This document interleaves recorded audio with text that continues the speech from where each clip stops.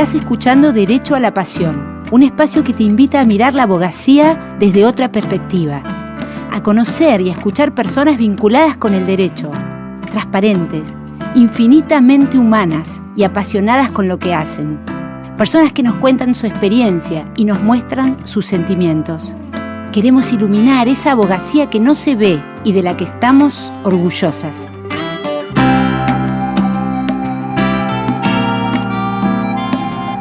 Ya han pasado muchos años, hoy busco motivación, la emoción, el envión de aquelarre de esos años. Escribo versos extraños, aunque no sean bailados, y no siempre de su agrado, o les suenen pretenciosos. Uno se siente dichoso al descubrir lo creado.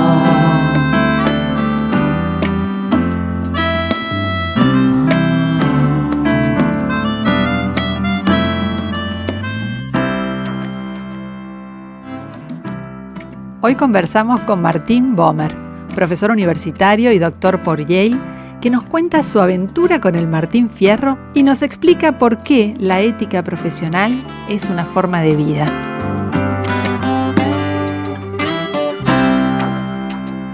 Aquí me pongo a pensar con profesor erudito. Es un honor, lo transmito, momento extraordinario. Registro su comentario, a escucharlo invito. Es hora de presentarte un orador diferente, de discurso convincente y con lenguaje muy llano. Despierta al ciudadano, doctor por Yale y docente. Hola Martín, bienvenido Hola, a Derecho a la Pasión. Un placer, muchas gracias por esas décimas. Qué honor tenerte acá y bueno, con esta introducción y con esta décima o sextilla la famosa sextina. La sextilla de Hernández, quisimos emularlas con todo respeto, va la primera pregunta, que es que queremos preguntarte qué fue lo que te impulsó a hacer este estudio del Martín Fierro, a esta nueva lectura, a esta revisión cronológica. ¿Cuál fue el impulso? ¿Por qué?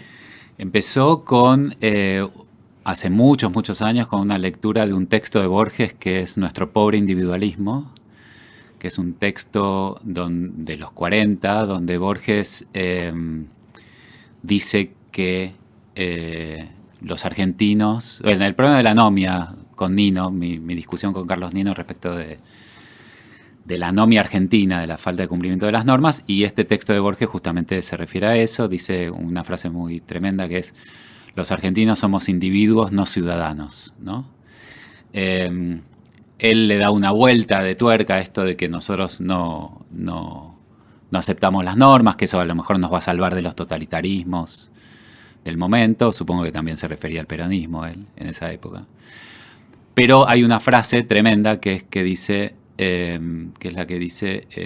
esa desesperada noche de la literatura argentina, cuando un sargento de la policía rural se pone del lado del desertor Martín Fierro. Y cuando uno lee por primera vez el desertor Martín Fierro, se da cuenta que estuvo adorando, amando, queriendo a una figura que efectivamente en la primera parte, es un homicida serial y un desertor. Entonces, a partir de eso, empieza a tirar el piolín de eso con muchos amigos, mucha gente que a lo largo del tiempo venimos charlando de estas cosas.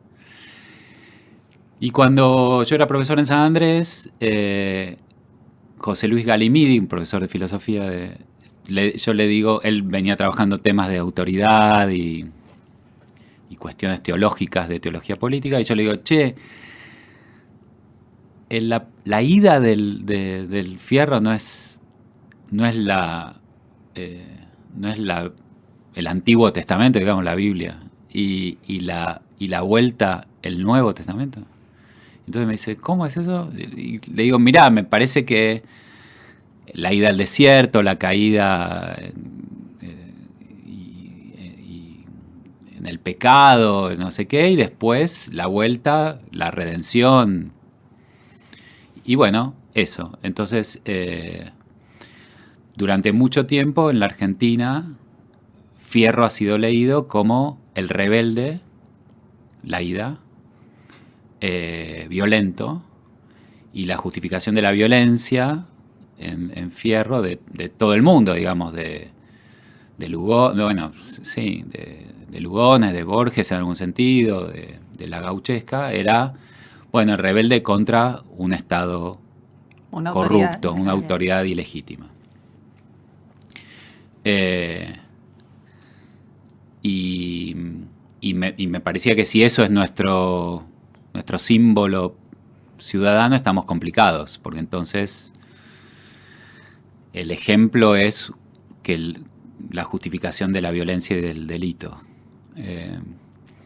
Bueno, en nuestra historia eso viene, esa resistencia violenta, mortífera, viene repitiéndose hasta Montoneros y más allá. Pero bueno, lo que pasó es que con José Luis empezamos a leímos 2 veces entero el poema, y descubrimos un problemita en el poema tremendo, que es que no tiene sentido la forma en la que lo veníamos leyendo. Digamos que nos preguntamos, bueno, ahí está la sextina de ustedes, que empieza diciendo, aquí me pongo a cantar. Y la pregunta que nos hicimos es, ¿dónde se pone a cantar? ¿Y cuándo se pone a cantar? Porque la tradición decía o suponía que el canto es al final de la ida, pero que es imposible que Fierro cante ahí. Porque acaba de matar a no sé cuántos soldados junto con Cruz, están los 2 solos, y obviamente toda la policía los está buscando. No cierra la guitarra en ese ahí escenario. no se siente abajo de un ombú, claro, en una pulpería a cantar durante 3 horas. Entonces, ¿cuándo canta? Y bueno, lo que descubrimos para nuestra emoción tremenda es que cuando se van a las tolderías, digamos, y están en una situación espantosa, nos entregan, porque son unos buchones que le cuentan a los indios dónde está cada fortín y cuántos soldados tenemos. Así sobreviven gracias a él. Sobreviven gracias a la entrega de sus conciudadanos, digamos. O sea, ya más infamia no puede haber en Fierro y en Cruz. Hasta que, después de varios años de estar ahí, Cruz muere de viruela y a Fierro se le viene el cielo encima, y tiene como una especie de situación así medio teológica, porque le cae un rayo, dice. Mística, sí. Mística. Y se le muere el amigo del alma. Y antes de morir, Cruz le pide que busque a su hijo, que no sabíamos que tenía, y le pida al hijo que interceda por él ante Dios. Entonces ahí Fierro tiene una misión salvífica, digamos, una misión salvadora de su amigo, del hijo de su amigo, y ahora por extensión de él, que había abandonado a sus hijos. Y decide finalmente hacerse padre, digamos, ¿no? Y salir a buscarlos. Asumir su responsabilidad en el desastre y salir a buscarlos. Entonces, bueno, todas las destrezas que habían sido usadas en la mala manera ahora son para la buena manera. Que son estas de Baqueano, de Cantor. Exacto, todo lo que Sarmiento en el Facundo le enrostra al gaucho, que no sirven para nada en la vida industrial, digamos, en el desarrollo. Baqueano, Cantor, rastreador, bueno, el gaucho malo, ¿no? Se pelea con el indio, la pelea con el indio para salvar a la cautiva y demás. A mí me encantaba, una de las cosas que leí de ustedes, esta cosa de que viene a contar una pena extraordinaria. Exacto, eso nos pareció también increíble, porque no es una queja. La lectura tradicional del Fierro es un quejoso contra la autoridad que trata, entre comillas, de justificar sus delitos. Y la verdad que cuando él dice pena extraordinaria, y la pena es la pena de haber abandonado a los chicos y a su esposa, digamos, a su mujer. Que por otro lado es muy lógico y muy humano eso, porque Tremendo. Ese es el gran dolor pasa por él. Es el gran dolor. Y por eso canta a la vuelta del desierto. Canta, y lo que yo decía era, canta para buscar a los chicos. Es como, no sé si ustedes conocen la anécdota del ajedrecista de Nachtdorf, aparentemente. Él vino a la Argentina, pero gran parte de su familia quedó en Europa, y después después de la Segunda Guerra Mundial, después del Holocausto, no sabía cuántos de ellos habían muerto en los campos de concentración. Entonces fue a Europa a hacer partidas simultáneas de ajedrez con los ojos cerrados para salir en los diarios, para ver si alguien leía su nombre y aparecía, y no apareció nadie. Entonces, lo mismo Fierro. Canta la ida tantas veces como sea necesario, cual edicto por la radio, tal cual. A ver si aparecen los chicos, y los chicos aparecen. Interesantemente ahí el derecho es que cuando él vuelve, el derecho, por diferentes motivos, el juez se había muerto, el juez que lo perseguía se había muerto. La amnistía, digamos, la amnistía, digamos, del derecho le permite cantar, ¿no? Y entonces canta, los chicos aparecen, los chicos le enrostran todo lo que pasaron. Y ahí en el medio está la ruptura de la guitarra, que es... Claro, porque él rompe la guitarra porque los chicos no le aparecen, no le aparecen. Entonces dice, basta. Y bueno, y después aparecen. Así que nada, es muy emocionante. Y bueno, y después como padre tiene que escuchar las barbaridades que le pasaron a los chicos por su abandono, ¿no? Uno, otra vez respecto del derecho, inocente preso, ¿no? Espantoso. Y el otro, a la sociedad civil, contarnos que le entregamos al chico más chiquito a Vizcacha, nada menos, ¿no? Le entregamos a un canalla, al chico más chiquito, y nos lavamos la mano de los hijos de Fierro todos nosotros, ¿no? Entonces es una acusación fuerte a toda la sociedad, no es solamente el Estado el que abandonó a los chicos. Y bueno, y después el final es nada, el Evangelio. Los consejos. Los consejos es la apuesta de Hernández a terminar con eso, ¿no? A dejar todo eso atrás. Una sociedad mejor, o sea, sigamos este camino para... A dejar todo eso atrás. Así que ese es un poco y nada, siempre uno anda buscando narrativas. Bueno, acá hay una narrativa increíble. Que es la nacional. Que es la nacional, nada más ni nada menos. Y por eso mucha gente todavía saben de memoria Fierro y hablan del padre Fierro, y por algo será que hablan así. Mira, el otro día leía un artículo de Beatriz Arlo, un ensayo, y ella lo mencionaba y decía, el cuerpo sagrado de la literatura argentina. Digo, sí. Martín se animaron a hacer esta relectura del cuerpo sagrado de la literatura volver argentina. A tocar eso. Pero vos mencionabas a Borges, y bueno, Borges en realidad también tuvo una intervención fuerte, porque en el fin, lo que hizo fue reescribir el final, le buscó otro desenlace. Es increíble. Él escribe el comienzo y el final, porque escribe la biografía de Cruz, nos cuenta por qué Cruz llega a donde llega, por qué Cruz se pone del lado de Fierro, y ese final que Borges no sé, bueno, es lo que estamos ahora tratando de escribir con José Luis, es por qué Borges es ciego, digamos, para hacer el chiste, a esta parte del Fierro. ¿Por qué no ve esta segunda parte?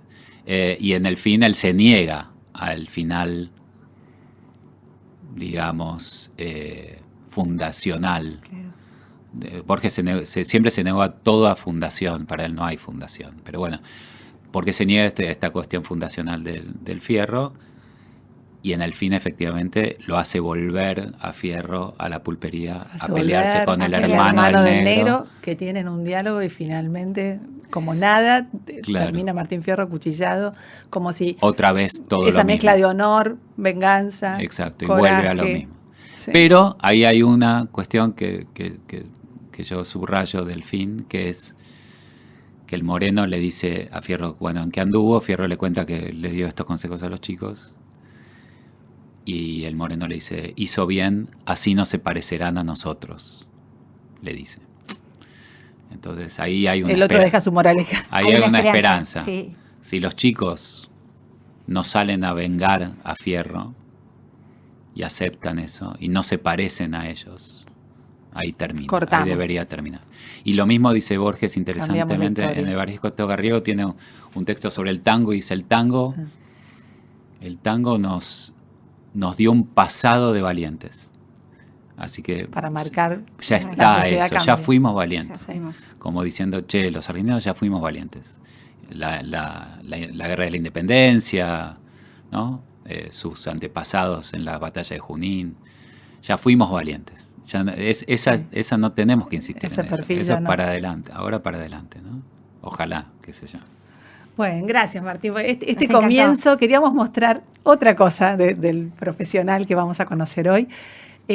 Y la pregunta que te vamos a hacer, para nosotros es importante porque quien escucha el podcast, bueno, tenemos estudiantes, profesionales jóvenes y no tan jóvenes, que uno va mirando su carrera profesional y es muy interesante conocer los porqués de las decisiones, qué es lo que motiva, qué es lo que uno pone en la balanza. Por eso te queremos preguntar algunos momentos bisagra de tu carrera profesional. O sea, ¿qué pasó? ¿Cómo fueron las decisiones? Contanos. Bueno, yo a lo mejor al comienzo de mi carrera yo tuve la suerte increíble de tener a Eugenio Bulín de profesor de Introducción al Derecho, de Teoría General. Yo venía de un ingreso del último ingreso de la dictadura, y filosofía y esas cosas que a mí me interesaban eran unas cosas horribles, de reaccionarias y de conservadoras y de qué sé yo. ¿Y tuviste la suerte de tener al titular? Y después tuve al tipo que iba a ser el primer decano de la democracia. Y además un monstruo de la filosofía analítica y demás. Así que me enamoré de la filosofía analítica. Me invitó a SADAF, a la Sociedad Argentina de Análisis Filosófico. Tomé clase con todos ellos. Y digamos, el momento mítico es que un día terminé de cursar con él y al año siguiente llegué a casa a la noche y tenía una notita de mi papá diciendo Eugenio Bulín te invita a un curso en SADAF. Wow. 18 años. Y el curso era leer la teoría pura del derecho de Kelsen en la traducción de Bernengo, con Bernengo, Bulín, Achurrón, Nino, Farrell, Carrió. Yo creo que ahí estaba Moreno Campo, Sancinetti, más jóvenes, ¿no? Todos ellos y yo en una mesa. Alrededor de el Olimpo es poco. No. A los 18 años, no eso es tocar el cielo con las manos. Tocar el cielo con las manos. Entonces, bueno, yo quería eso, básicamente, y me salvó mi carrera, porque la verdad es que era horrible. Yo no tenía memoria, tenía muy mala memoria, no sabía estudiar, entonces cuando me preguntaban de memoria en los exámenes, me iba pésimo. En la carrera me fue pésimo. De hecho, en un momento decidí dar todo libre y me bocharon 800 millones de veces. Me acuerdo el bochazo, uno de los bochazos de reales, que fue la única pregunta que me hicieron fue que le diga era una nota al pie del manual que era jurisprudencia sobre la naturaleza jurídica del sepulcro. Esa es la única pregunta que me hicieron en reales. Así que odié la facultad. Evidencia de cuando el profesor quiere desaprobar a alguien, sabe qué preguntar. Así que, pero entonces la bisagra fue filosofía del derecho. Me salvó. Yo iba era como dos vidas. Por un lado, estudiar con ellos y por otro lado, ir cursando la carrera para recibirme. Mi padre era abogado, penalista, muy abogado, muy penalista. Y entonces nada, terminé la carrera y tenía estas ganas de irme afuera a estudiar. Cosa que en aquel momento, estoy hablando de los 80, fin de los 80, no era muy común. La verdad que nadie entendía por qué yo me quería ir. Tenía el estudio de mi papá, en Estados Unidos hay otro sistema, esas cosas que se decían. Y bueno, básicamente yo ya estaba ahí trabajando con Nino, me invitaron a trabajar al Consejo para la Consolidación de la Democracia y gracias a él y a las cartas de recomendación de Carrió, Bulín y de él, un Dream Team tenías ahí. Un Dream Team total, entré a Yale y ahí ya el final de la bisagra, para ir terminando el cuento, fue que cuando yo llegué a Yale,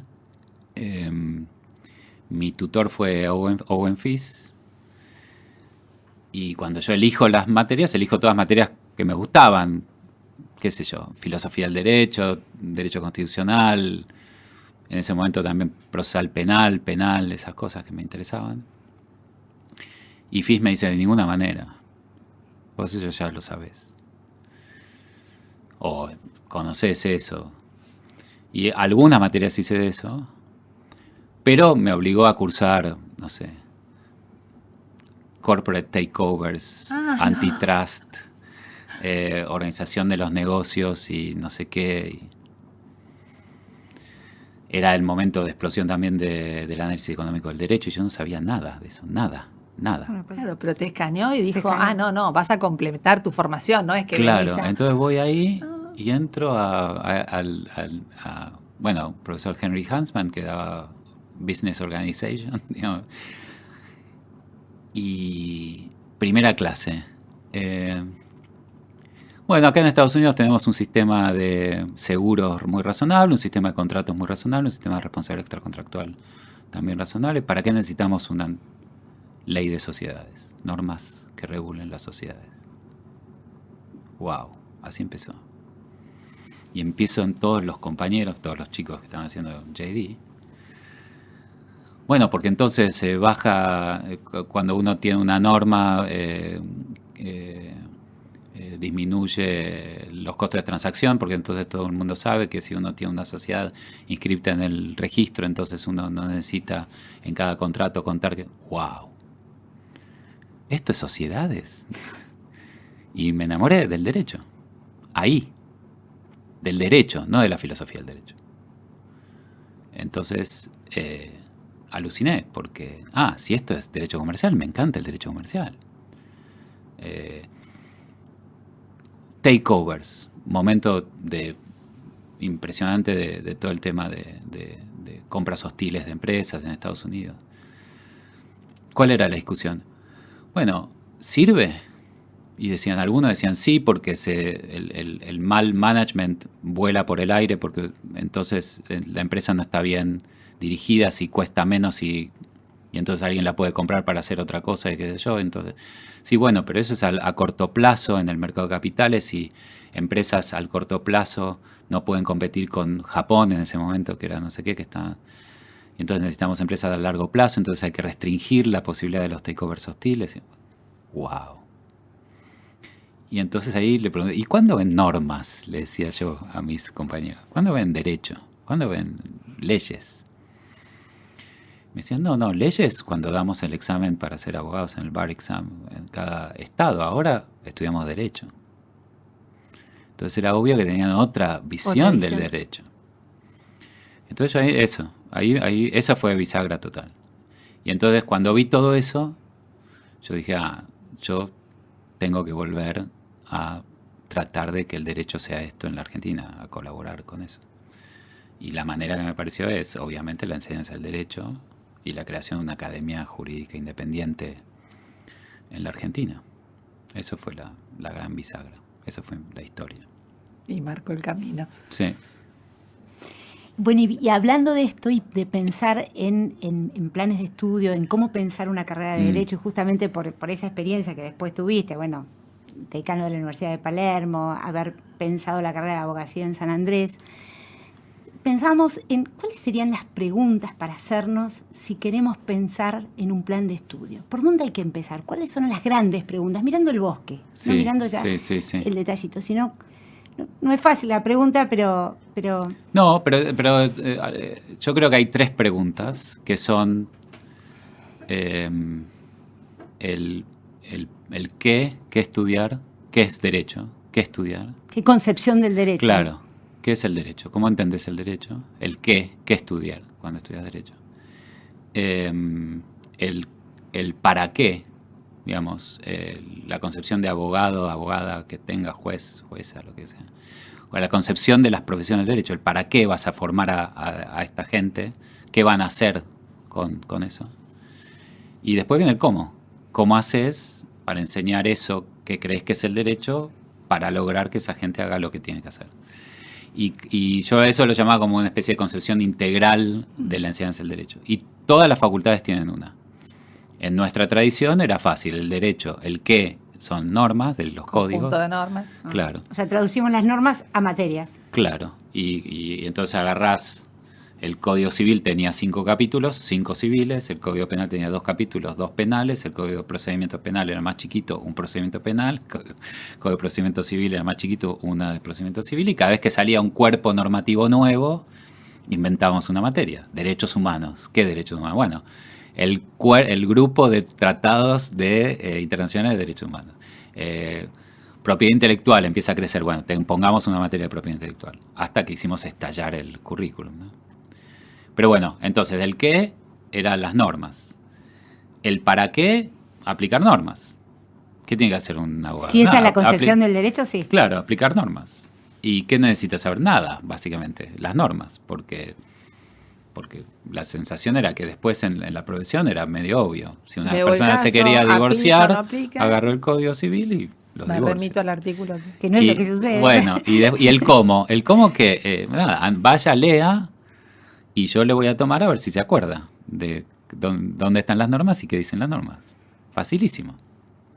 Ahora, si uno cree, como ustedes me niegan con la cabeza, que eso no es el derecho, que el derecho es una práctica social muy compleja, no un conjunto de normas, una práctica, una forma de hacer cosas, de resolver conflictos, de hacer cosas. Que lo que tienen que hacer ahí afuera los operadores del derecho es mejorarle la vida a la gente, mejorar la democracia constitucional, ponerle límites a los poderosos, bueno, todo lo que tienen que hacer. Son los guardianes. Entonces, claro, entonces el cómo ya no es enseñar normas. El cómo es, obviamente, conocer las normas, pero discutirlas, pensarlas, ver cómo se aplican en diferentes casos, entender, bueno, cuál es el caso obvio de la norma, pero después hay miles de otros casos que no se sabe, y la destreza de identificar, bueno, este es un caso donde la norma cae, este es un caso donde la norma cae, y después destrezas para ver cómo hace la gente para cumplir con las normas, digamos. Así que bueno. Y formar este buen juicio que tiene que tener Y formar abogado. un buen juicio, claro. ¿Cómo formar el buen juicio? ¿No? ¿Cómo, si eso lo bajamos a tierra, digamos, qué cosas tendríamos que transmitir, qué destrezas enseñar porque el buen juicio es clave, más allá, porque el caso uno lo estudia, y en eso coincidimos en todas las entrevistas yo creo que hemos tenido hasta ahora. Están de loco, acuerdo. pero está todo el mundo de acuerdo. Pero las cosas siguen sucediendo Bueno, mayoritariamente, habrá excepciones, pero como en forma tradicional, ¿no? Sí. Y los chicos cuando estudian Derecho no sienten que aprenden lo que van a hacer. No. Sienten que cuando se enfrentan al trabajo, este ejemplo que contabas en Yale, exactamente, es ver lo que sucede en la realidad, Claro. estudiar lo que sucede en la realidad. Sí. Y es lo que no pasa, ¿no? Entonces, es decir, bueno, ¿cómo formamos? Supongamos ¿Qué tendríamos que hacer? una digamos? de las cuestiones típicas para formar abogados, abogadas, digamos, desde hace cientos de años, es el método del caso, ¿no? Sí. Que en la Argentina hubo eso hasta el Código, hasta 1872. Había una etapa en la formación de los abogados que era la Academia de Jurisprudencia y después la pasantía en un estudio que eran básicamente casos hipotéticos. ¿Y por qué eso está en el common law? Porque está en la tradición latinoamericana, iberoamericana, en todos lados, en la tradición francesa, en la tradición alemana. Bueno, justamente porque la norma dice el que mata debe ir a prisión, el que matare a otro debe ir a prisión. Entonces, bueno, uno le pone un caso a un niño donde una persona se acerca a otra, le pone una pistola en la cabeza y le vuela la tapa de los sesos. Bueno, esa persona mató a otra. Ahora, yo choqué a una ambulancia y la ambulancia no llegó. Yo maté a la persona que se murió porque la ambulancia no llegó, porque yo choqué a la ambulancia. Bueno, ya no sé muy bien. Y si la dejé en coma irreversible, ¿la maté? ¿No la maté? Entonces, el ejercicio de los hipotéticos es justamente esta cuestión de, bueno, pensar en qué medida eso que que pasa ahí afuera está regulado por el derecho o no. ¿Qué es lo que nos preguntan? Viene un cliente y nos dice, esto que yo tengo, ¿cómo lo resuelve el derecho? A veces la respuesta es fácil.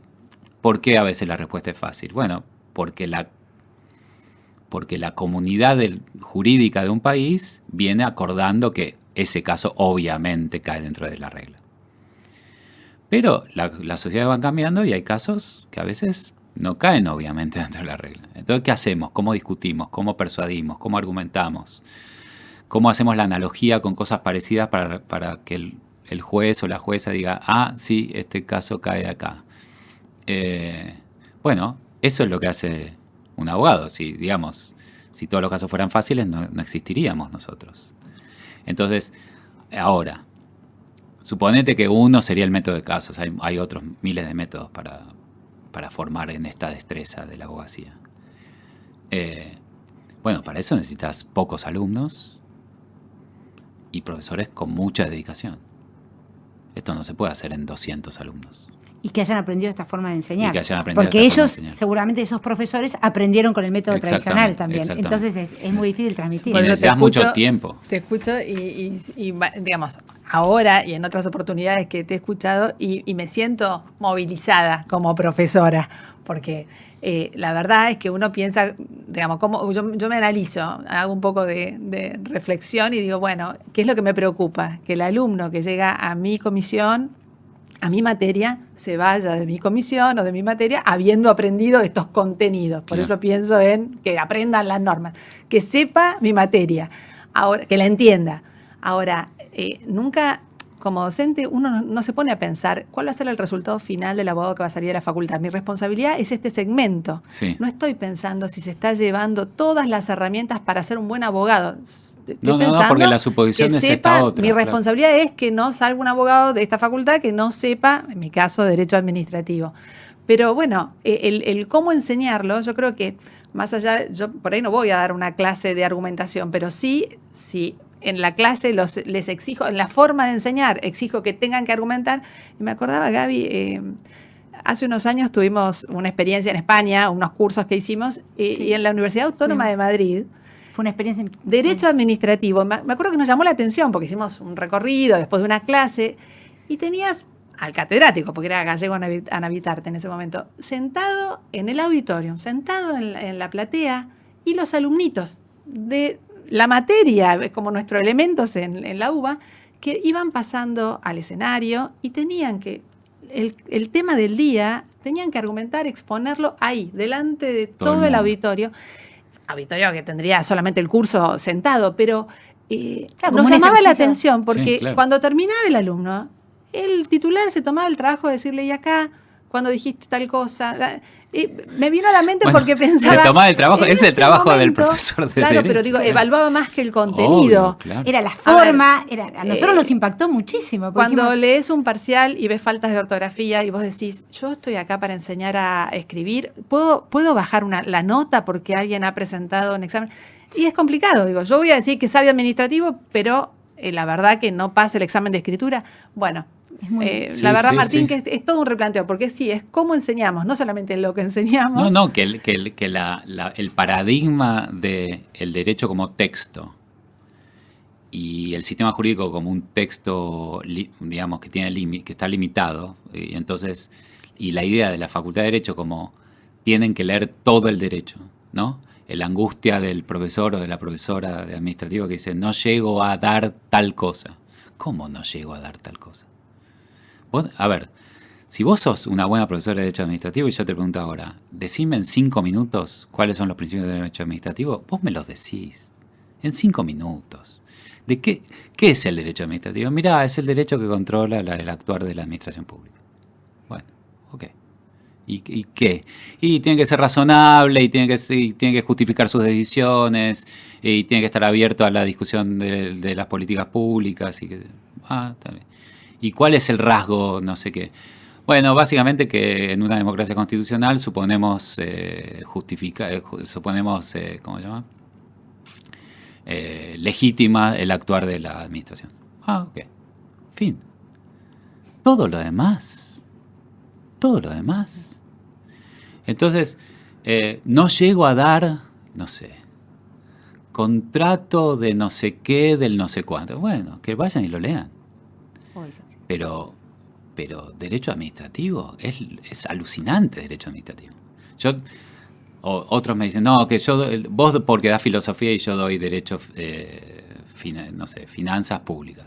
¿Finanzas públicas? ¿Verdad?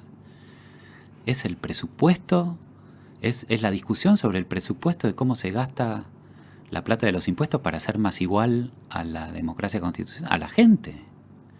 ¿No? Tiene que ser totalmente apasionante finanzas públicas. ¿No? Impuestos. ¡Wow! Es la ciudadanía de la democracia. ¿Quién paga impuestos? ¿Cuánto paga impuestos? Es la guita que tenemos para la salud, para la educación, para la seguridad de la gente. Es alucinante. No, lo que pasa es que yo, si no doy... No sé. Lo que pasa es que ahí está el punto, ¿no? La capacidad de transmitir sentido en cada cosa que estamos enseñando, y eso hace que los alumnos, como vuelvo al ejemplo que diste en Yale, que pasa por ahí, se puedan entusiasmar y copar con lo que están aprendiendo, porque también eso pasa. En Derecho, no sé, no conozco muchas otras profesiones, pero vemos mucha gente poco enamorada de lo que estudia. ¿Y cómo están enamoradas si el derecho son unas normas que nadie entiende, que son horribles y qué sé yo, y que supuestamente vos sos buenísimo si las sabés de memoria? Es una locura. Yo creo que por eso digo, es eso, es poder transmitir sentido en cada cosa que enseñamos. Sí. Sí, y las consecuencias de lo que es formarse en esto, ¿no? Porque yo te escuchaba con este ejemplo que dabas de finanzas, obviamente que también me cabe para el derecho administrativo, porque el derecho público en general lo tiene, pero es ¿por qué es tan importante meterse o profundizar en qué se enseña o cómo se forman los abogados? Y yo pensaba, y sí, la verdad que no voy a hablar de la clase dirigente, pero sí es una profesión que aporta, que ha suministrado, digamos... No por nada, no sé, tenés el hall en la facultad que te muestran cuáles han sido los presidentes que salieron. Y por eso digo, no es menor el decir, pongamos una mirada, no es cualquier cosa la que estamos enseñando. O sea, hay gente que después va a diseñar políticas públicas, va a tener... Bueno, por eso le damos un segmento. No, tenemos, por algo, yo el otro día en una clase les decía a los alumnos, alguien me decía, bueno, ¿por qué a nosotros... ¿por qué somos diferentes? ¿Por qué nos rige una ética diferente? Y le digo, bueno, porque los ciudadanos de la democracia constitucional nos entrega un poder entero del Estado, 1/3 del poder público, ¿no? El acceso a la justicia y la producción de justicia es monopolio de los egresados de la Facultad de Derecho. Nadie más puede entrar a tribunales o hablar en tribunales. Hablar de la mayoría de los legisladores y legisladoras que tienen título universitario son abogadas o abogados. La mayoría de los presidentes, efectivamente, de cuando fueron civiles. Y por eso nos obligan a un estándar ético mayor, justamente porque estamos para poner límites a los que violan la ética o el derecho en la sociedad. Entonces, justamente, no podemos refugiarnos en la sociedad está mal moralmente, entonces nosotros también. No, justamente, si la sociedad está mal, desde el punto de vista de la violación de derechos o de la violación de la ley, es responsabilidad nuestra que esté mal, porque todo el sistema político apuesta a nosotros a poner límites. Entonces somos, en algún sentido, yo les decía, para provocarlos, somos una élite moral. Somos una élite. Por eso es delirante que si uno quiere enseñar derecho, como estamos diciendo, uno haya facultad de derecho que tiene miles de alumnos. Es delirante que la Argentina solamente Latinoamérica forme durante 5 años a los abogados. Que no tengamos examen de ingreso a la facultad, ni de egreso de la facultad, ni de ingreso a la profesión, ni obligación de formación jurídica permanente en la profesión, nada. No nos piden nada. En cualquier país más o menos razonable, yo creo que en cualquier país del mundo que no sea Latinoamérica, los abogados, las abogadas, los jueces, las juezas, increíblemente, después del secundario, se forman durante 8, 9, 10 años, que era lo que pasaba en la Argentina antes de 1870. En ningún lugar del mundo, niñitos, adolescentes que se reciben muy jóvenes, 5 años, la gente le da el título habilitante de abogado. En ningún lado, solamente en América Latina. Entonces, ¿qué pasa con las facultades? Bueno, tienen el problemón de que reciben chicos que no saben leer y escribir y tienen que pasarse durante todo el primer año, si fueran responsables, enseñándoles. Y el último año más o menos enseñando la práctica, porque no hay ningún otro examen ni nada después de la facultad. Entonces te quedan 3 años. 3 años de formación. Contra 8. Porque, qué sé yo, Estados Unidos tiene college, 4 años. Facultad de Derecho, 3 años. Examen ante el colegio, otro año más. Son por lo menos 8 años. La preparación para el examen de la VAR es un año. Y más o menos, Lleva más o de menos un a un año, 6 profesional. meses, sí. Mira. Entonces, en Francia los jueces tienen que pasar de 31 meses formándose, después del BAC. Entonces, y acá estaba pensando, no tenemos ningún examen de certificación posterior de nada. nada. O sea, te recibís de abogado y después Nada. no hay certificación. El único país de América Latina es Brasil, que si bien tiene, no sé cuántas van ya, como 1800 facultades de Derecho, literal, tienen el examen de la Orden de Abogados, del Colegio de Abogados, que entra el 5%, el 6%, el 7% de los que toma el examen. Es el único país de América Latina. Bien. Pero es muy impresionante la falta de regulación de una profesión tan importante como la nuestra, ¿no? Recién ahora nos acreditaron las carreras de abogacía, ¿no? Y pusieron un poquito de control, pero no hay control.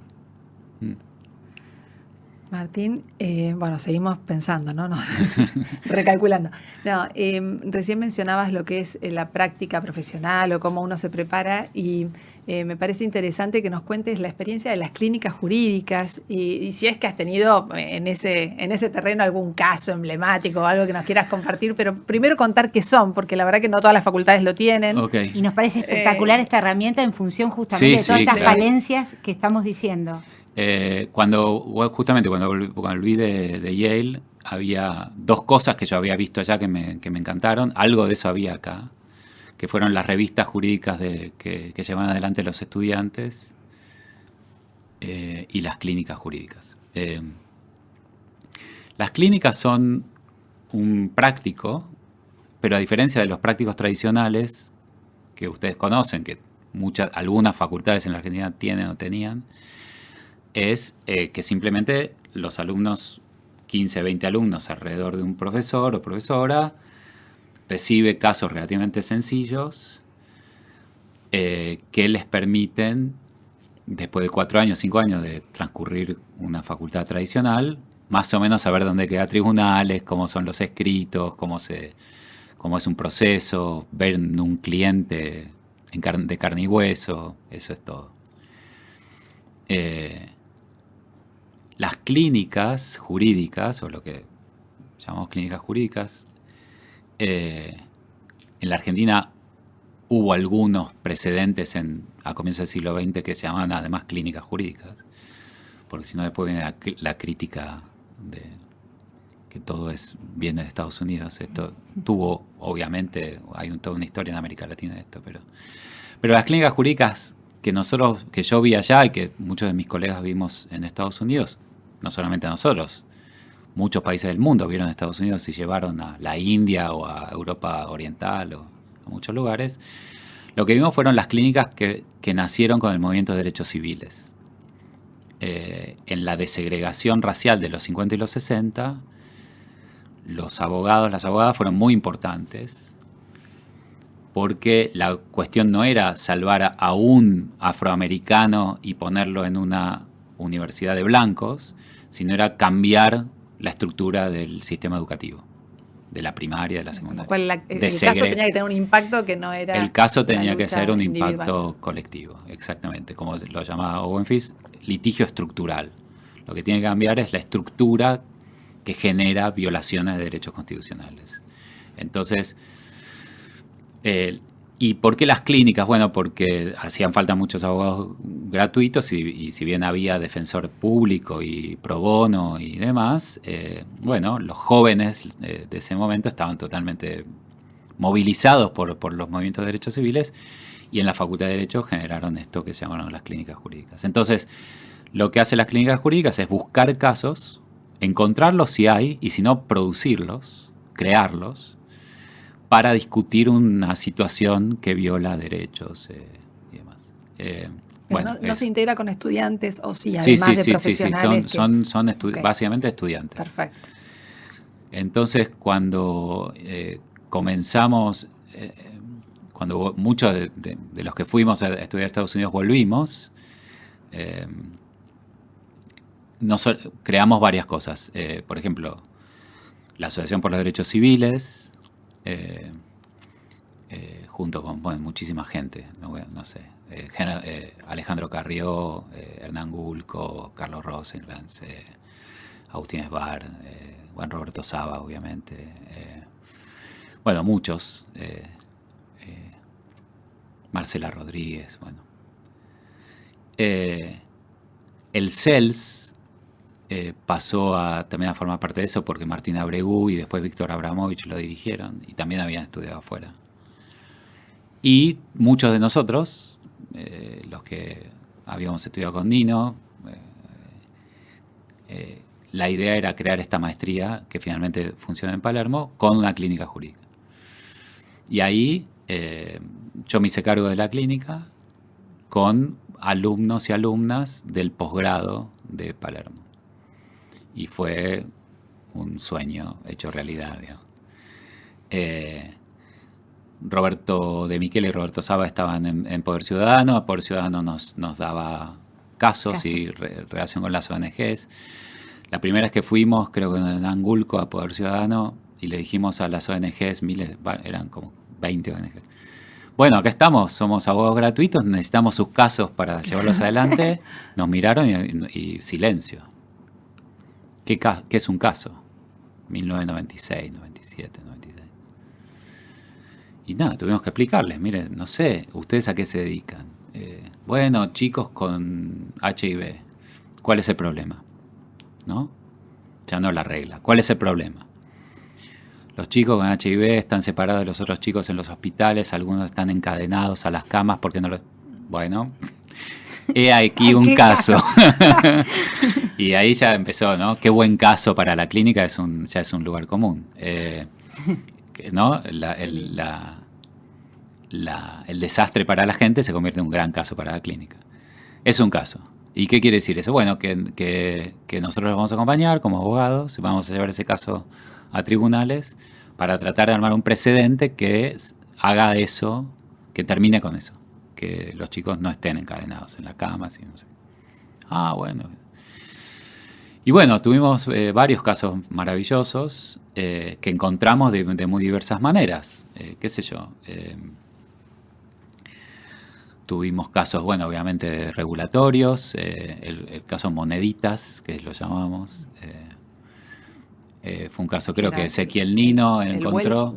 El vuelto, claro. En ese momento había cospeles había teléfonos públicos. Fernández, no se llama Fernández. Y Moneditas, no me acuerdo cómo se llamaba. Creo que era alguna ONG. Martín Sigal me va a matar, pero bueno, Ezequiel Nino era alumno y nada, se dio cuenta que los teléfonos de Telefónica aceptaban monedas de 20 centavos y los de Telecom no aceptaban, solo de 25. Pero el pulso era 22.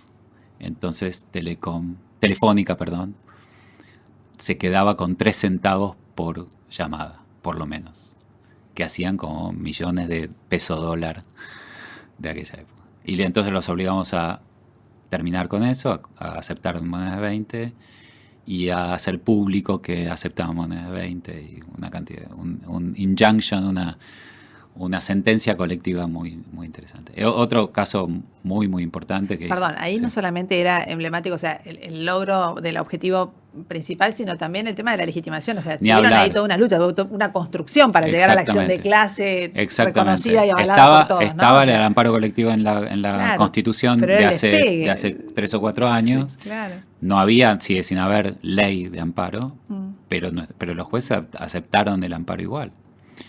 Y la Corte de la Acción de Clase, o sea, sí, se reguló pretorianamente. Totalmente. Un caso que también llevamos con otra alumna, con Virginia Menéndez, que era, no le permitían a las personas, en ese momento se las llamaba así, homosexuales, donar sangre, medio de la epidemia de HIV. Y entonces nosotros creíamos que esa prohibición mandaba un mensaje pésimo a todo el sistema de salud y qué sé yo. Pero no encontramos ningún afectado que quisiera Poner el cuerpo.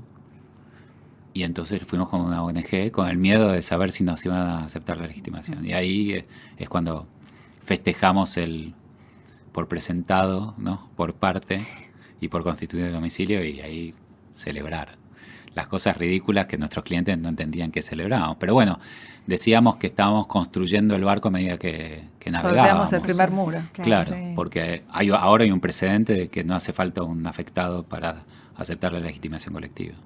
Súper importante. Caso Fredo, fue un caso, teníamos el intercambio con Yale y ni nosotros nos habíamos dado cuenta, después nos dio vergüenza, pero los gringos iban obviamente a tomar helado, y nos dijeron, che, no hay mujeres atendiendo en Fredo. Y cuando vimos los pedidos decían masculinos. Así que Mariana Álvarez, otra alumna, especial. que le dijo, no, solo masculino. Y ahí teníamos caso. Y ahí también lo hicimos con una ONG a través de Marcela Rodríguez, con una ONG de mujeres. Y bueno, eso. Perdimos en primera instancia, ganamos en segunda. Fue un caso súper interesante. Y Martín, ¿estas iniciativas continúan? Sí, o sea, sí. ¿Han continuado en el tiempo, digamos? Sí, digamos, van y vienen. Depende otra vez de la fuerza. Yo sigo escuchando en universidades el esfuerzo que tienen que hacer profesores y profesoras para tener clínicas jurídicas. Martín Sigal, otro ¿cómo se llama? Alumno de la Clínica de Palermo. Ahora es el director del Centro de Derechos Humanos de la UBA y está armando una red de clínicas para justamente darles legitimidad y insistir en eso. Porque el concepto es que la clínica está dentro de la universidad, se pone a profesores a cargo de eso, que se les remunera, claro, o es un pro bono para ellos. Deberían estar remunerados como profesores. Y a su vez enseñan a los alumnos, ¿y es voluntario o es obligatorio para los alumnos? Y depende del plan. Okay. Uno esperaría que fuera obligatorio. Y entonces la clínica debería estar conectado, digamos, la enseñanza clínica en Estados Unidos no es solamente el caso, sino es toda la cuestión de las destrezas. Entonces, debería estar conectada con el curso de escritura jurídica, oralidad y hablar y escribir como la gente. Debería estar vinculado con el curso de investigación, ¿no? Jurídica, cómo encontrar las normas, cómo, qué sé yo. Debería estar vinculado con el curso de ética profesional, obviamente, porque ahí descubrimos cosas de ética, qué sé yo. Sabíamos que en uno de nuestros casos la otra parte había ido a hablar con la jueza, con el juez. Y entonces los alumnos de la clínica me dicen, tenemos que ir nosotros. Y dije, no, eso está prohibido. Eso se llama alegato de oreja. Yo no les puedo enseñar a ustedes a ir a hablar con la jueza sin la otra parte presente. Bueno, pero entonces vamos a perder todos los casos. Bueno, esa discusión. Entonces hicimos un seminario, hicimos una conferencia en el Colegio Público de Abogados para ver qué pensaba la gente. Tuvimos respuestas raras, pero bueno, surgen cuestiones de ética todo el tiempo si uno está con la oreja puesta en mostrarles a los alumnos, a las alumnas, los problemas de ética que van surgiendo en la profesión. Está Así buenísimo que, porque es la forma de enseñar con el ejemplo. exacto. Digamos. Bueno, Con el ejemplo, que si viviéndolo. otra vez, si el Es derecho es esa. una práctica, Sí, es eso. solo se enseña con el ejemplo. Es como andar en bicicleta. No puedes enseñar. Digamos, ¿qué le vas a decir a tu hija o a tu hijo para enseñarle a andar en bicicleta? ¿Le das el manual de la bicicleta? No, El manual del fútbol, el manual del golf, no le das el manual. Les mostrás cómo es. Mira, es así. A ver vos. Es eso. Obviamente tienen que saber qué dice la Constitución, qué dice la ley, obviamente, pero eso es saber leer castellano. Totalmente de acuerdo, digo, en esa cruzada estamos todos, Sí. estamos todos. Sí. Y bueno, te cambio de Dale. tema, porque tenés muchos temas también, entonces queríamos tu opinión respecto a qué es la red de lenguaje claro en Argentina y qué es el lenguaje claro. O sea, porque hay mucha interpretación respecto sí, a esto. sí. Y, Primero, ¿qué es el lenguaje claro? El lenguaje claro es... ¿qué no es el lenguaje claro? claro. El lenguaje claro no es, obviamente, el lenguaje técnico. Es como insisten todos los que trabajan en el lenguaje claro, y yo aprendí en mi paso por el Ministerio de Justicia, gracias al SAIG. El lenguaje claro es un estilo, una forma de hablar. Entonces, primero uno tiene que saber las reglas del lenguaje castellano. Después, obviamente, uno tiene que saber las lenguas el lenguaje técnico de la profesión, en este caso el derecho. Y el lenguaje claro es una decisión de estilo. Uno puede hablar en oscuro, o en gongorismos, o puede hablar llanamente. Y la decisión es que sea llana. Entonces, seguro no es los latinazgos, los gerundios, las cosas que hacemos nosotros en general, pero tampoco es el lenguaje coloquial, cotidiano.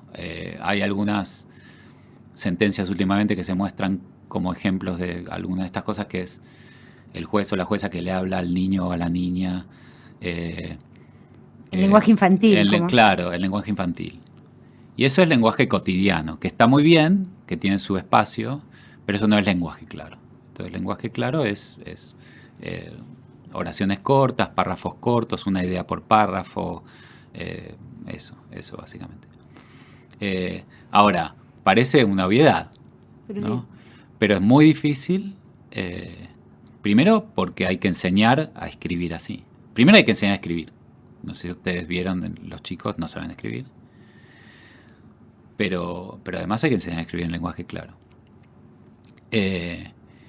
Y después es muy importante justamente porque pone en cuestión el rol de la justicia y del derecho en una democracia constitucional. ¿Cuál es el rol? Bueno, por un lado, decir cosas con certeza, y ahí está la tensión, porque para decir cosas con mucha certeza uno tiende a la cuestión técnica. No es lo mismo robo que hurto, ¿no? Pero por otro lado, el lenguaje tiene que ser comprensible, porque está dirigido a la gente. Y hay un derecho normal, a entender. Y obvio, si yo no entiendo, tengo todo el derecho a decir que no me hagan responsable de obligaciones que nunca supe que tengo, a pesar de esta tontería general que decimos que el derecho se presume conocido. La gente, cuando no entiende, no sabe, y yo le impongo una obligación que no sabía que tenía, pierde confianza en el derecho. Y lo que uno quiere es que la gente confíe en el derecho. Y no solamente confíe en el derecho para traernos sus problemas, sino tomar el derecho por propia mano, la justicia por propia mano, que nos traiga sus problemas, sino que además que cuando le damos una orden la cumpla. Por ejemplo, que vaya a la cárcel. Y que cada vez que mandamos a alguien a la cárcel, no esté toda la familia quemando gomas afuera, suponiendo que somos corruptos o lo hacemos porque, qué sé yo. Entonces se lo tenemos que explicar por qué tiene que ir, porque está obligado a irse a la cárcel. Y jueces o juezas, sobre todo, porque me contaron, por ejemplo, en Neuquén, en la cuestión oral, cuando le explican a una persona la condena, y le dicen, usted escuchó a su abogado, escuchó a la fiscal, escuchó a los testigos, escuchó a los peritos, bueno, la norma, usted sabe, dice esto, lo que todos probamos, adelante de usted y de todos nosotros que pasó es esto, usted tiene una condena de tantos años de prisión. Y lo que me dicen es que la gente baja la cabeza. Baja la cabeza. Hobbes, ¿no? Decía, baja la cerviz, ¿no? Como que, sí, acepta. No, obviamente va en contra de su interés. Pero entiendo. Pero lo entiende y lo Confía. acepta como legítimo. Y ahí el lenguaje claro es fundamental. Entonces todo nuestro problema de falta de cumplimiento de la ley, me parece que el lenguaje claro puede ser una de las muchas Herramientas. cosas que uno puede hacer para que las cosas... Entonces ahí no es solamente la sentencia, es que el cliente en el estudio también, ¿no? El consentimiento claro. informado del cliente es fundamental, que el cliente entienda lo que yo voy a hacer. En Estados Unidos hay abogados que han sido, ¿cómo se llama? Sancionados porque, o tuvieron que pagar daños y perjuicios porque el cliente probó que la consecuencia de la estrategia del abogado resultó en que perdieron el juicio, pero él nunca había consentido esa estrategia. Nunca entendió lo que iba a hacer el abogado. No, es como un médico que yo salgo del quirófano y tengo un brazo menos, nunca me dijeron que me iban a sacar un brazo. Y yo quiero consentir a eso. Así que, tema del consentimiento informado. Las normas, las leyes, pero los decretos, bueno, ahora me pidieron, voy a dar con Guillermina Rosenkrantz un curso de lenguaje claro en el Banco Central. La circular del Banco Central, la circular de los bancos. Los Pues contratos de las empresas de seguros. Para el ciudadano que tiene que entender, hasta los propios actores, bueno, en este caso los abogados que tenemos que aplicar las normas, es que nos debatimos en qué quisieron. Exactamente, qué se quiso decir. exactamente. No es solo el lenguaje técnico, sino... No, y a veces uno quiere que la norma quede relativamente vaga o ambigua porque quiere poner en marcha una deliberación respecto de cómo se aplica. Bueno, las constituciones.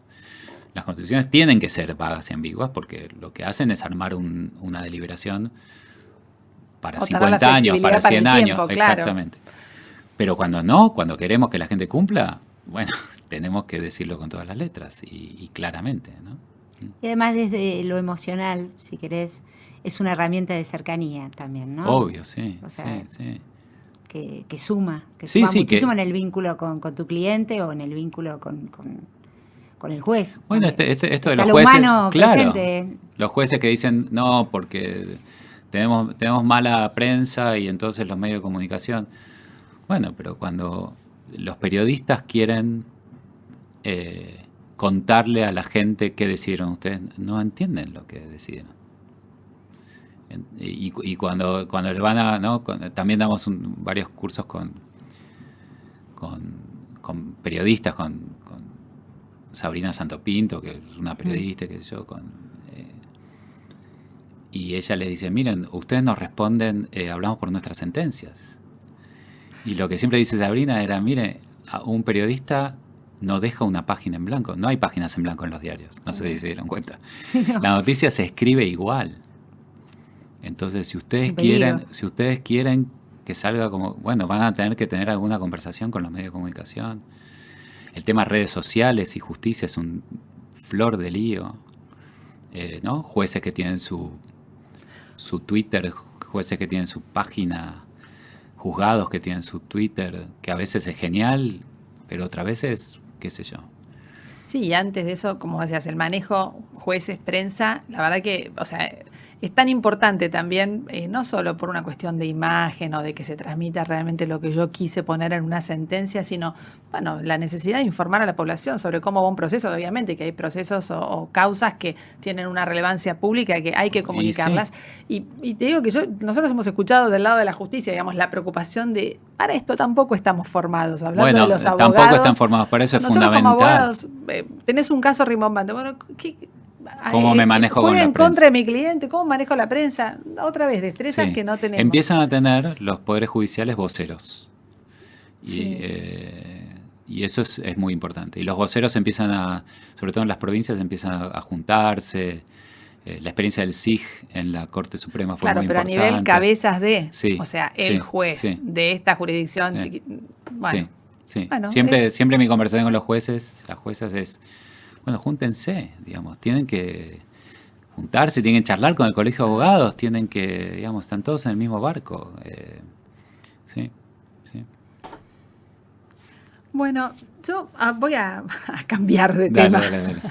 Te voy a volver a la docencia, pero Dale. alguna vez te escuchamos decir que, bueno, que Carlos Nino, y hoy lo mencionaste, había sido tu maestro, y nos llamó la atención porque dijiste, me considero discípulo de, y también dijiste, bueno, quienes fuimos discípulos de él, a su vez estamos formando nuevos discípulos. Y la verdad que la palabra discípulo, uno puede hablar de referentes, de profesores que tuvo, pero cuando uno dice discípulo está diciendo algo más para mí, Sí, ¿no? es un Entonces buen punto. es algo más que simplemente transmito el conocimiento que él me enseñó, doy clase en su cátedra. Entonces te queríamos preguntar, nos ponemos de ese lado y te queríamos preguntar, en el caso de Nino, bueno, ¿cómo es que se formó ese grupo de discípulos? ¿Qué hizo él? ¿Cuál era? ¿Y qué haces vos con tus discípulos? ¿Cómo hace uno? Bueno, en el caso de él es un caso muy especial, muy particular, como el caso tal vez de Eugenio Bulín, que también tuvo discípulos, ahí tiene discípulos. Yo creo que Julio Mayer ha tenido discípulos. No hay muchos profesores que han tenido discípulos.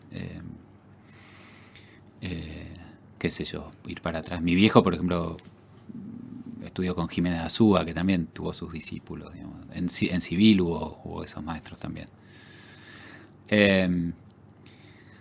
Yo creo, por un lado, lo de Nino era un modelo. Era lo que hablábamos de ejemplos. ¿Cómo ser profesor full-time? ¿Qué es un profesor full-time? ¿Qué es un profesor profesional de derecho? ¿Qué hace un profesor profesional de derecho? Y entonces él nos mostró eso. Mire, esto. Escribe, da clase, Claro.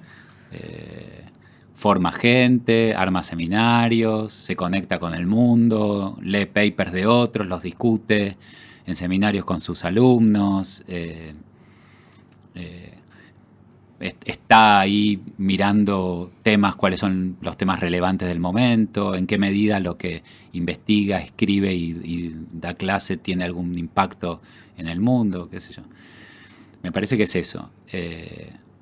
Pero claro, encima, él estuvo en el momento justo con las personas justas, digamos. Él volvió de Oxford, habiendo estudiado con todos los monstruos del derecho, qué sé yo, y llega al final de la dictadura y el grupo que les contaba de filósofos se va a entrevistar con Alfonsín y se convierten en las cabezas del armado de la transición democrática en la Argentina, que además eso fue ejemplo del mundo.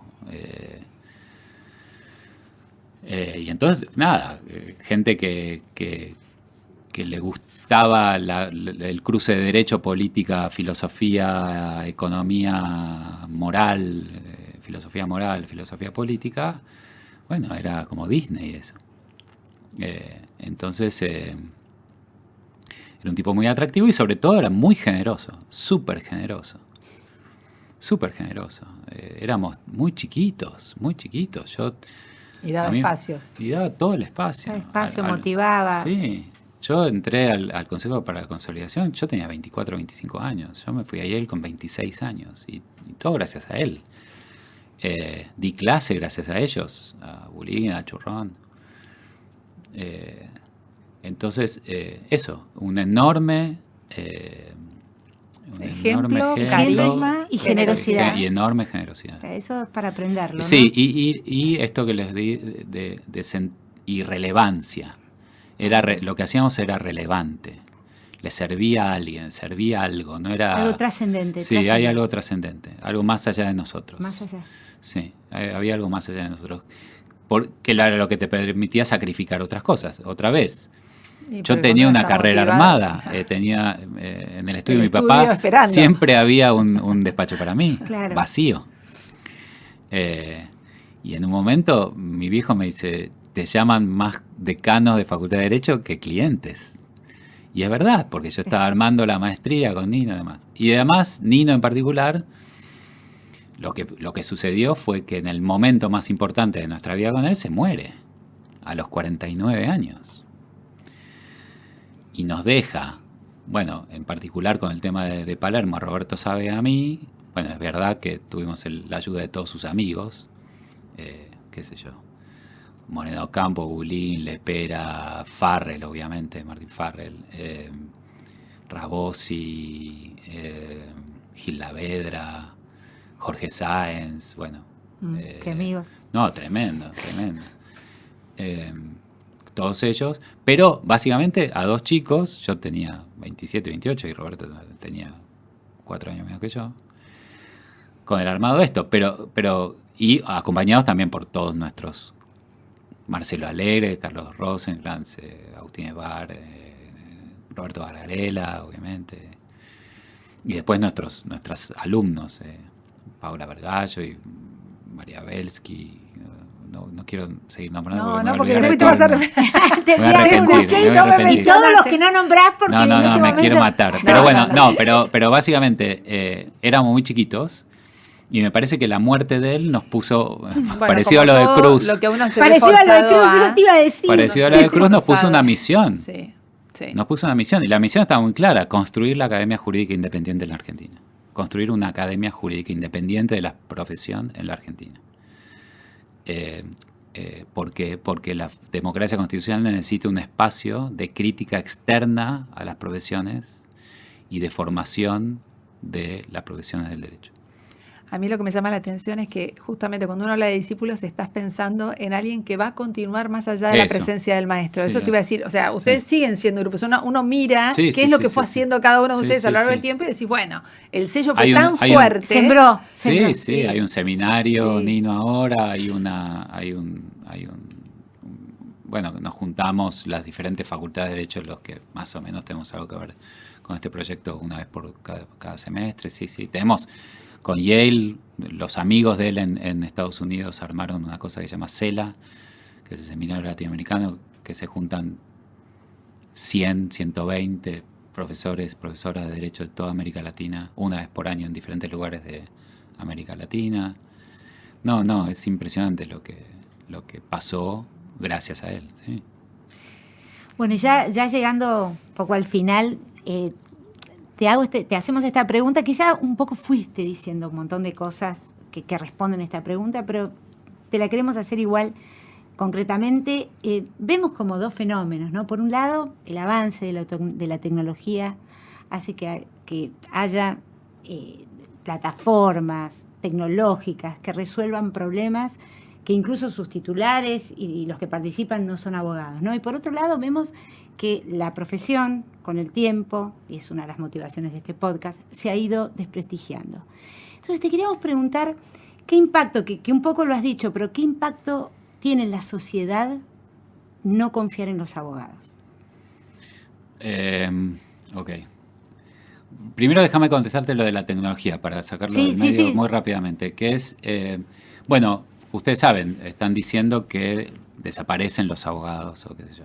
Lo que aparentemente... De hecho, hay iniciativas en Reino Unido donde ni siquiera están saliendo, digamos, de que se puede ejercer la abogacía sin tener título. Correcto. Entonces, lo que están diciendo es que en la estructura de un estudio jurídico tradicional, lo que desaparece es hasta el socio. Desaparece el paralegal, el que hace tribunal, digamos, desaparece. El junior que copia contratos y pone nombrecitos, desaparece. ¿Qué queda? Bueno, queda la imaginación, la empatía, la disrupción, la estrategia. Bueno, lo mejor de la profesión. Queda la profesión. Y eso va a sacar a mucha gente de la profesión, y ojalá, porque no hacen falta tantos abogados. Hacen falta buenos abogados, no tantos abogados. Había un famoso libro de Capelletti que era Demasiados abogados, y es un libro sobre Italia en los 30, en los 40. Demasiados abogados. Y el impacto, ahí va, el impacto de demasiados abogados y demasiados malos abogados rompe con el ethos de la profesión, que es un ethos muy una ética muy frágil. El ethos de la profesión requiere todo lo que dicen los códigos de ética. Que seamos leales entre nosotros, que actuemos de buena fe entre nosotros, entre los abogados, los jueces, con el cliente, que no mintamos, que la profesión no es una profesión con fin de lucro, dicen los códigos. No es una profesión regida por el mercado, porque le tenemos que decir que no al cliente, cuando le tenemos que decir que no. Y entonces, cuando hay muchos abogados y hay mucha oferta y poca demanda, el problema es que los abogados empiezan a hacer cosas que no harían si no necesitaran el dinero. Entonces, eso se va deteriorando. Y entonces, ¿por qué la gente no confía en nosotros? Yo creo que no confía en nosotros porque bueno, en la Argentina en particular, nosotros traicionamos a la democracia de 1930 para acá, digamos, ¿no? Colegas nuestros en 1930 un día se levantaron, no había más Congreso, no había más Constitución, no había más presidente. Y cuando los tipos que tomaron el poder le preguntaron a los que eran ministros de la Corte el día anterior, ¿nos ayudan? Los ministros de la Corte les dijeron que sí. Es el único poder del Estado que no se cayó en cada golpe de Estado y siguió como si nada ocurriera. Y los abogados iban a tribunales al día siguiente de un golpe de Estado como si nada hubiera pasado. No había más Constitución. Y para nosotros no había pasado nada. ¿Por qué? Porque seguíamos litigando con los códigos. Y le entregábamos a todas las dictaduras la seguridad de un sistema de resolución de conflictos en todo el país. Entonces, los militares que toman el poder no tenían ningún problema porque estábamos nosotros ayudándolos. Pero Martín, era inversa, digamos. Eso es el por qué podemos haber perdido la confianza. Ahora, ¿por qué es valioso tener? Vamos ahora por el otro lado. Por el otro lado. Me empiezo a amargar. Te confieso que me empiezo a amargar. No, veamos lo que pasó claro, ahora. Para que la gente diga, wow, tener un abogado al lado. Lo que pasó ahora en democracia, interesantemente, es que la transición democrática argentina, a diferencia de muchas transiciones del mundo, Sudáfrica es diferente, Chile es diferente, Uruguay es diferente, Europa Oriental es diferente, es que nosotros apostamos todo al derecho en nuestra transición. Nuestra transición es los organismos de derechos humanos hablando de derechos humanos, ¿no? Alfonsín recitando el preámbulo de la Constitución. La CONADEP llevándole el informe nunca más a la justicia y los juicios. O sea, nuestra transición apuesta todo al derecho. Nosotros somos, digamos, ser argentinos es, yo a veces lo digo así, ser argentino es creer en el nunca más. ¿Y nunca más qué es? Nunca más golpe de Estado, nunca más violaciones de derechos. ¿Y cuál es la única profesión que está diseñada para ayudar en eso? La nuestra, es la única. Debido proceso. Es debido proceso, verdad y debido proceso. Entonces, honrar eso es totalmente maravilloso. Ahora, ¿qué se puede hacer? Bueno, justamente, creo que tenemos que formarnos en eso, y después actuar en eso, actuar así. Me dicen, es muy exigente. Renuncie. No, pero aparte, así como cuando sos médico, no sé, pensás, bueno, la salud de la gente está en mis manos, y uno ve al médico, que es más, hay quien idealiza al médico por la salud. Sí, bueno, la libertad, la tenencia de los hijos. Todos los bienes que van a pasar por nuestras manos como abogados, o sea. Ni hablar. Entonces, ¿qué nos exigen? Bueno, se exigen cosas que se nos meten adentro de la casa. Vos no podés estar bailando borracha arriba de una mesa el domingo a la noche y que te vean y el lunes a la mañana estás decidiendo con quién se quedan mis hijos. Porque yo te veo así y agarro a los chicos y me los llevo a Río, no sé, me los llevo, ¿no? Tomo la justicia con mis propias manos. ¿Por qué? Porque no voy a confiar en vos. si no creo que sos imparcial, si no creo que decís la verdad, si no creo que... Básicamente, si no creo que no sos vos, sino que estás aplicando la ley y no tu capricho, y no te voy a ver a vos. Entonces sí, me parece que... Bueno, creo que muchos de los que pasaron por acá dijeron tema de ética profesional. Pero no es un tema de ética en el sentido de la norma del código. Es un ethos, es una forma de vivir. Es una forma de vida. Es una forma de vivir. Es una forma de Vivir en el derecho. Es una vivir en el derecho. Exacto. Entonces, hay un tema, bueno, me miente el cliente o el cliente me pide que haga una cosa que no se puede hacer, le digo que no. Y entonces me preguntan los chicos, ¿y cómo se dice que no? ¿Así? No. Se dice así, no. No estoy para eso. Bueno, pero otros abogados y abogadas dicen que sí cuando tienen que decir que no. Bueno, imaginen las instituciones que servirían para que nadie diga que sí cuando tiene que decir que no. Y además la conciencia de que el aporte individual después hace, o sea, hace un ratito comentábamos un poco eso también, ¿no? El efecto multiplicador, bueno, empieza por uno. Totalmente. En definitiva empieza por uno. Totalmente. En todo, no es simplemente esperar a que haya consenso y todos vayamos para el mismo lado. No. Basta con convencer a uno y ese ejercerá de una manera distinta. Y yo creo que la Por eso el valor buena persona, el valor buenas personas. Bueno, en nuestra profesión se llama prestigio. Hay un prestigio. Digamos, una cosa son los abogados, las abogadas que la gente va a ver porque tienen llegada, ¿no? O porque tienen impacto mediático, o porque saben embarrar un caso. Esa gente que uno esperaría que el colegio de abogados los eche de la matrícula, les saca la matrícula, y eso no pasa, y eso es culpa nuestra, porque nosotros somos los dueños de los colegios de abogados, son los que destrozan la profesión. Pero hay otros que todos conocemos que han dicho que no, y eso se sabe, y los clientes lo saben y lo van a buscar justamente porque son señores, señoras, abogadas, confiables. Sí, prestigio, sí, conducta, no sé cómo llamarlo.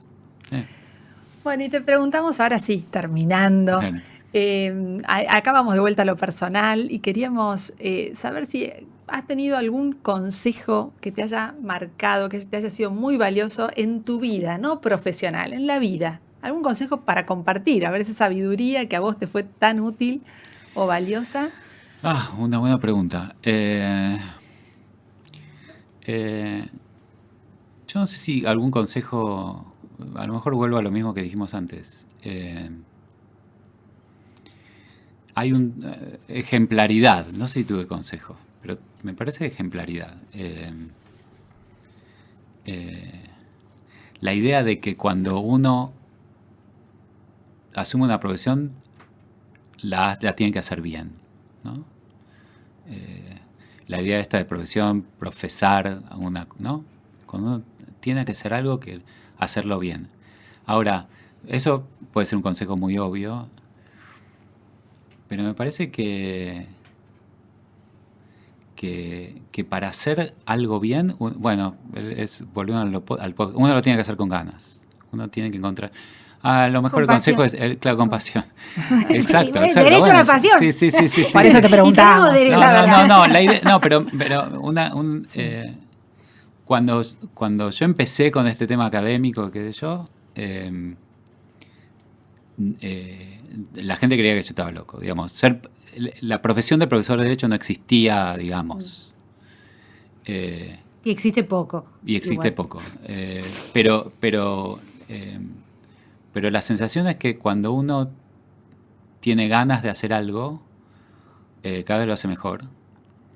Y cuando mejor lo hace y mejor le salen las cosas, con más ganas lo hace. Y más impacto tiene. Círculo virtuoso. Y ahí hay un círculo virtuoso, sí. Creo que Kronman también lo dice eso. Sí. La idea del conocer, ¿no? A uno le gusta el vino, y entonces cada vez toma mejor vino, y entonces cuanto mejor toma, más le gusta, y cuanto más le gusta, mejor vino tiene que tomar. Y después ya no le importa el vino, le importan las bodegas que crean esos vinos, entonces empieza a preocuparse porque las bodegas anden bien, y entonces la tecnología para hacer mejor vino. Bueno, lo mismo pasa con todo, me parece. Entonces, el consejo es hacer lo que te guste, hacer lo que te guste. Aunque lo que te guste parezca totalmente ridículo, como ser profesor de Derecho, ¿no? tu papá abogado, todo armado para qué sé yo. ¿Y por qué? Pero la Porque llama es lo que estaba me por otro gusta, lado. claro, esto es lo que me gusta. Claro. ¿No? Genial. Bueno, a ver. Bueno, Martín, la verdad que un placer, nos dimos un gusto enorme, teníamos muchas ganas de tener esta charla y aprendimos mucho, ¿no es cierto? Aprendimos, nos llevamos bastantes cosas para pensar. Y bueno, y te agradecemos ya de antemano, sin haberte escuchado, lo que has traído para regalarnos en este día. ¿Lo explico un poco? Sí, ¿por qué? Sí, Muchas veces me preguntan, bueno, ¿por qué volviste, ¿no? De Estados Unidos, cuando yo cuento todo lo que me pasó ahí, ¿por qué volviste? Y bueno, uno en general piensa cosas más o menos abstractas de la enseñanza del derecho, de la academia, qué sé yo. Pero me parece que en el derecho lo interesante es que lo abstracto se hace carne en casos, ¿no? Uno puede hablar de la igualdad o de la libertad y puede hacer filosofía respecto de eso, pero el caso en el que una empresa discrimina a una mujer, no sé qué, el caso, ¿no? El olor del caso, el sabor del caso, el cliente, la cliente en particular, ese que tiene eso, ¿no? A nosotros nos interesa los detalles. La cosa grande es para los filósofos. A los abogados, a las abogadas, nos interesa la carne, ¿no? El caso. Resolverle el problema a alguien. Exacto. No. A veces yo les digo a mis alumnos, bueno, citando a Krugman, que la revolución no se hace en la Facultad de Derecho. En la Facultad de Derecho, los abogados sabemos lo difícil que es cambiar las cosas, cómo cambiar las cosas desde a poquito, ¿no? Caso a caso, discusión por día. Entonces, cuando uno vuelve, ¿por qué vuelve a la Argentina? Bueno, vuelve a la Argentina porque conoce el caso, ¿no? Porque sabe dónde pegar para que a lo mejor si yo en Palermo hago esto, entonces no sé qué, y eso impacta en tal cosa, en la UBA, entonces pasa tal otra. Uno, conoce el detalle. Y esto que voy a leer es de un... ¿Lo digo? Sí. Esto que voy a leer es de un escritor que yo admiro mucho, que es Juan José Saer, que vivió, como muchos de los argentinos, en el exilio, bueno, sí, en Francia. Y tiene un escritito que yo incluso leí en Santa Fe, una vez que llevamos con el Saig y con Silvia Jacopetti la Constitución Argentina en lenguaje claro, en Santa Fe nada menos.